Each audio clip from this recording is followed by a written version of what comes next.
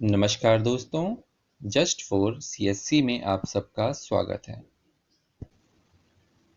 जैन धर्म को समझने से पहले आप सबको यह जान लेना होगा कि तीर्थंकर क्या होते हैं, क्योंकि जैन धर्म में इन सब का बहुत महत्वपूर्ण योगदान है।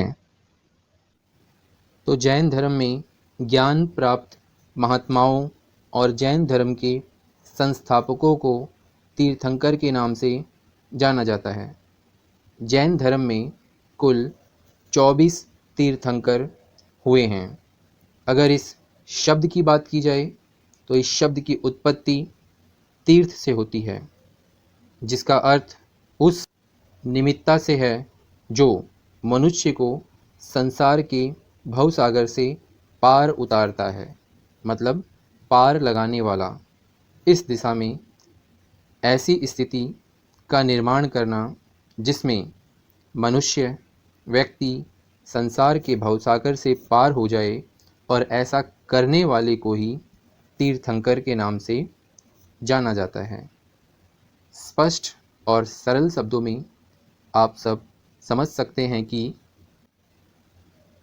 तीर्थंकर ऐसे महात्मा महापुरुष होते थे जो मनुष्य को मोक्ष का मार्ग दिखाते थे, या मोक्ष को प्राप्त करने की दिशा में मनुष्य को आगे बढ़ने के लिए प्रेरित करते थे। तो जहाँ तक जैन धर्म की बात है तो इसमें 24 तीर्थंकर हुए हैं, जिनमें ऋषभादेव जैन धर्म के प्रथम तीर्थंकर थे।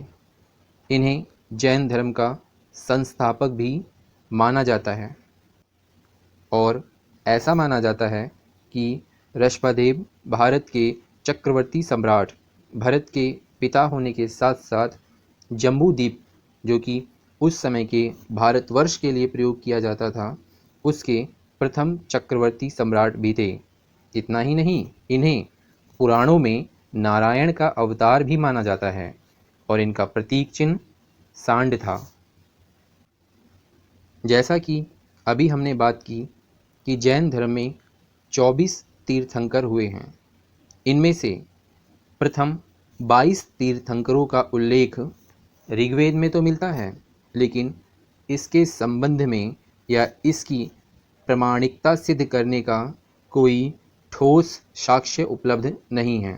जब बात प्रामाणिकता की आती है तो इसमें सबसे पहला नाम आता है जैन धर्म के सेकंड लास्ट तीर्थंकर, मतलब 23वें तीर्थंकर परशवनाथ का, जो कि उस समय काशी के राजा अश्वसेन के पुत्र थे। यह बात हमें जैन ग्रंथ कल्पसूत्र से पता चलती है, जिनका विवाह प्रभावती से हुआ था, और 30 वर्ष की आयु में इन्होंने संन्यास धारण किया, और लगभग 83 दिनों के कठोर तप के बाद इन्हें ज्ञान की प्राप्ति, मतलब कैवल्य प्राप्त हुआ था।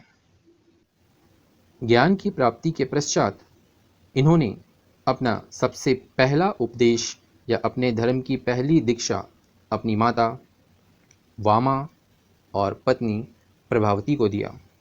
इसी के साथ इन्होंने 4 महत्वपूर्ण सिद्धांत उपदेश, यहाँ कह सकते हैं कि महाव्रतों का भी प्रतिपादन किया, जिसमें अहिंसा, सत्य, अपरिग्रह मतलब संचय, अधिक मात्रा में धन का संचय न करना, और अस्त्य मतलब चोरी न करना का प्रतिपादन किया।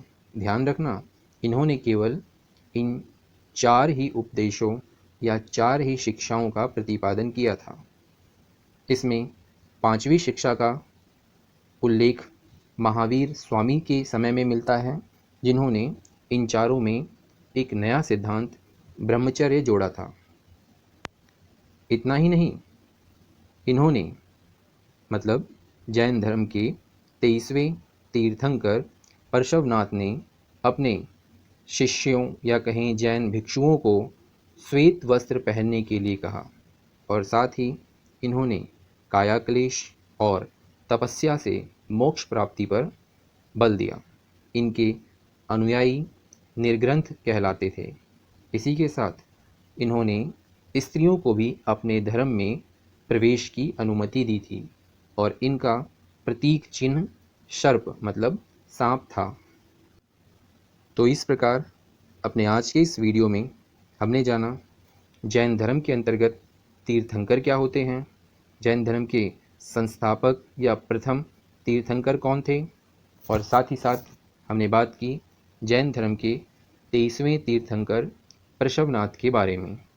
अपनी अगली वीडियो में हम बात करेंगे जैन धर्म के अंतिम तीर्थंकर महावीर स्वामी जी के बारे में। Thank you.